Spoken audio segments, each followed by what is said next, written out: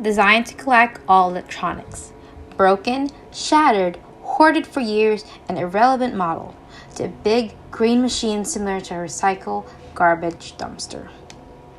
This green bean has an open mouth and is mechanical. For once, waste earned a place it's supposed to go and free nature from harm.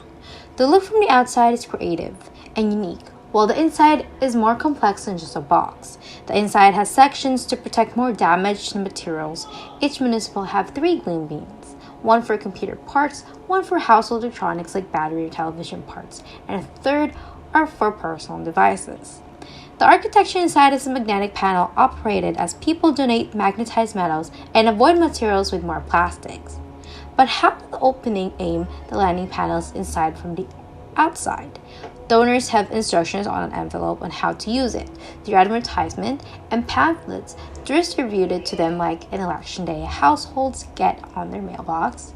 The message conveyed the importance of e-waste management to the world and to the future generation, while the rest contains instruction about using green bean in their city. Before going into detail about municipal aid, lobbyists, recycled organic materials from bulldozed infrastructure created Green Bean Project, the impact of e-waste on the environment earned this section of the pitch assignment. Scholars revealed not only the named chemicals, mercury, lead, cadmium, beryllium, and toxic substances, the health impact of hoarding e-scraps to homeowners, and underdeveloped countries receiving illegal shipments of e-waste from third world countries. Yet materiality is a human condition in which consumers connect with their electronics differently, and the result to some is to hoard e-waste. The e-waste commodity chain is complex, non-linear, and continues to move in modern society. In 2017 alone, Canada generated 638,300 tons of e-scrap and predicted by 2025 would have 9.5 metric tons of e-scrap in that year, according to the Bureau of International Recycling study in Brussels.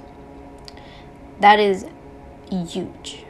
The way Green Bean program recycles electronics is not by exporting it to developing countries, unlike previous research found about other developed countries doing it.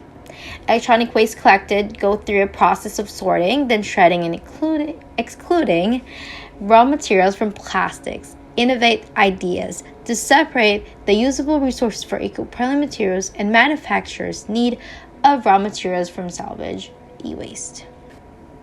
The current prototype from previous literature review named blockchain-based promote transparent information about chemicals, put manufacturers more accountable with their products, and lifespan labels to avoid hoardings for consumers, a model for e-waste management. The changes in iconography, for example, is now listed to blockchain-based e-waste management, but for Green Bean program, it is to break down the language barrier to keep consumers and environment from risk. While compared to small towns and reserve communities, individuals in the city with more population per household may have hoarding issues with electronics purchased in the past. Advertisement and social media reaches the public living in more internet-centered infrastructure, such as cosmopolitan cities, Toronto, Vancouver, Montreal, Edmonton, etc. But cities in reserve or communities living with limited to no internet would really need their government to be involved in this process. Lobbyists can convince officials to participate through a persuasive meeting. Officials can look into regulating public policy to e-waste management, which is very much needed in this program for households in Canada alongside established garbage and blue bin to paint the picture of more democratic and environment concerned platforms to win the trust of the public, especially for future elections. Local businesses, community parks, and recreation can post hold stations for Green Bean to reach younger audience about the project, while like companies, Best Buys, Apple stores are mandatory to have weekly electronic waste drive partnered with Green Bean to fully promote that they also care about the environment and not just the commodity from other electronics they sell.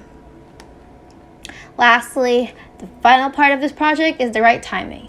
Manufacturers and consumers increased e-waste in the environment. consumers purchase brand new and form psychological relationship with their products, while manufacturers continue to innovate their electronics to last short amount of time, but complex and hazardous.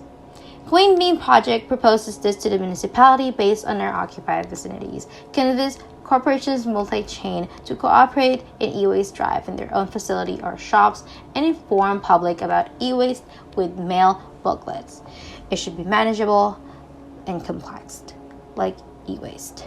But e-waste management is not a primary topic in educational systems, and climate change activists rarely talk about it. Instead of commodities received from new electronics, this project commodifies the byproduct of previous generations' electronics through collecting e-waste from patrons who gladly donate their items. Materiality is epidemic, and hoarding materials for their sentimental value is a common belief to consumers.